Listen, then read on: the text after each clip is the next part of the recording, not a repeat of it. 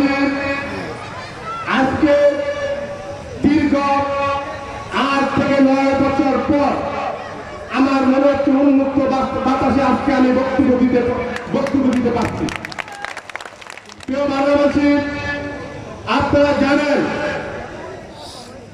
এই কর্মী সম্মেলনকে কেন্দ্র করে আজকে 1 সপ্তাহ যাবৎ আমরা শুনেছি আমাদের দেশ থেকে স্বৈরাচার বিদায় নিতে, কিন্তু দেখা যাচ্ছে আমাদের বিরোধীদের কিছু জাদুঘর তারা অরিজিনালি বিএনপি না।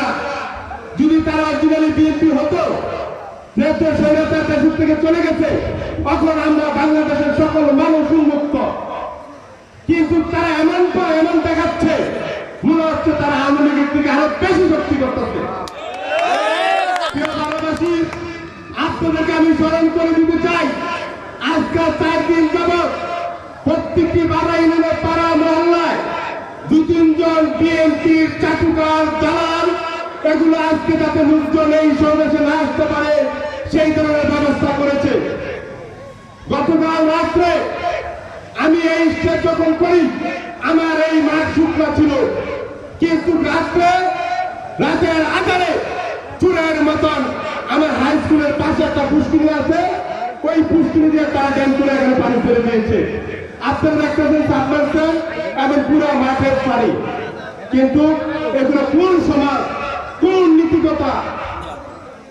আমি জালালউদ্দিন কারা কখনো মস্কে নাই, বাংসি কিন্তু মস্কে নাই।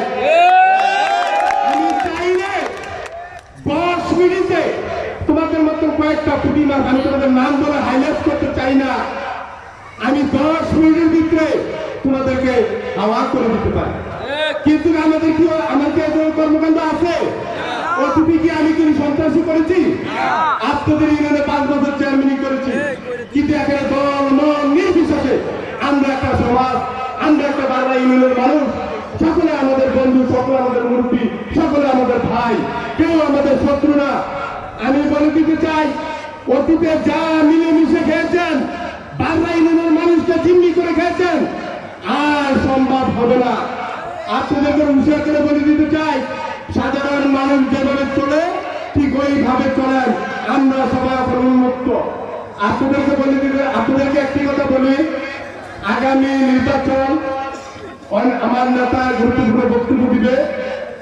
আমরা বাংলা ইউনিয়নের মানুষ, আমাদের এখানে কোনো দল নাই, আমাদের কোনো নীতিগত ইয়া নাই, আমাদের একমাত্র অভিভাবক হলো ডক্টর রেজাউল আহমেদ সাহেব।